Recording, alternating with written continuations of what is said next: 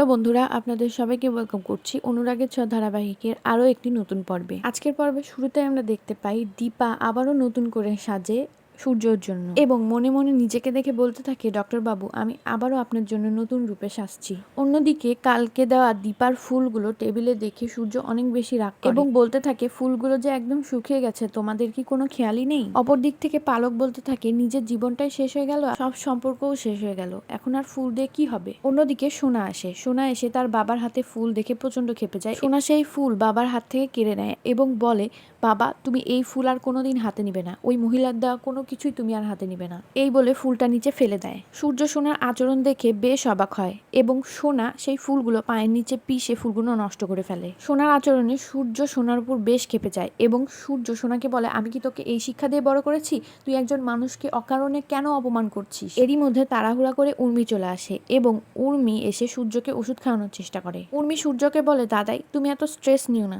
তুমি শান্ত হও, তুমি ওষুধটা খাও। উর্মির উপর সূর্য আরো বেশি ক্ষেপে যায় এবং বলে, তোমার দেওয়া কোনো জিনিস আমি খাবো না, খবরদার আমার সামনে তুমি কোনো জিনিস নিয়ে আসবে না। এই বলে সূর্য দীপের সঙ্গে বাইরে চলে যায়। অন্যদিকে সোনা কান্না করতে থাকে। বাড়ির সকলেই সোনাকে সান্ত্বনা দেয়।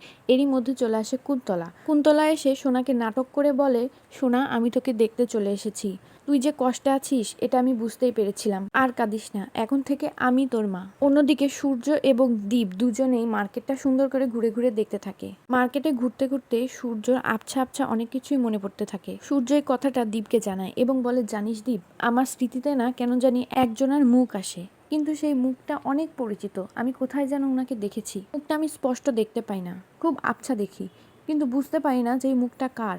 দীপ তার জ্যাঠাইয়ের কথা শুনে বুঝতেই পারে যে, জ্যাঠাই তোমার স্মৃতিতে জেম্মাই আসে, আমি খুব তাড়াতাড়ি তোমাদেরকে আবারও এক করবো জ্যাঠাই, তুমি কোনো চিন্তা করো না। কিছুক্ষণ পর সেখানে দীপাও চলে আসে। অন্যদিকে আমরা দেখতে পাই কুন্তলাও সোনাকে সরোজিনী মার্কেটে নিয়ে আসে। দীপাকে দেখিয়ে দিয়ে সোনাকে কুন্তলা বলে, ওই দেখো দেখেছো, তোমার মাও এখানে এসেছে, যেই মা তোমার জীবন থেকে সব রং কেড়ে নিয়েছে, আমাকে এই পরিস্থিতিতে এনে দাঁড় করিয়েছে, সেই মা তোমার বাবার সঙ্গে এক হোক, সেটা কি তুমি চাও? না, কখনোই না। ওই মহিলাকে আমি কোনো দিনও ক্ষমা করব না। উনি আমার যে বড় ক্ষতি করেছে, কোনো মা তার মেয়ের এত বড় ক্ষতি করে না। আর উনাকে তো আমি আমার বাবার আশেপাশেও আসতে দেবো না, আমি কোনো দিনও উনাকে ক্ষমা করব না, কোনো দিনও না। দীপা তার মেয়ে রূপাকে ফোন করে এবং মার্কেটে আসার কথা বলে। রূপাও রওনা দিয়ে দেয় মার্কেটে আসার জন্য। অপরদিকে দীপা যখনই সূর্যর কাছাকাছি যাবে, ঠিক সেই সময় সোনা হঠাৎ করে দীপার সামনে চলে আসে এবং বলে, আপনার কি লজ্জা নেই? আপনি আবারও আমার বাবার আশেপাশে ঘুরছেন? আপনি কি করেছেন আপনার কি কিছুই মনে নেই? আপনি সব ভুলে গিয়েছেন? এত কিছুর পরও আপনি আমার বাবার আশেপাশে ঘুরছেন? আপনাকে যদি আর কোনো দিন আমার বাবার আশেপাশে দেখেছি, তাহলে আমার থেকে খারাপ কেউ হবে না, আর আপনাকে আমি কোনো দিনও মাফ করব না। সোনা আরও বলে, আমার স্মৃতির সিঁদুর কেড়ে নিয়ে তুমি এখন চওড়া করে নিজের স্মৃতিতে সিঁদুর পড়ছো?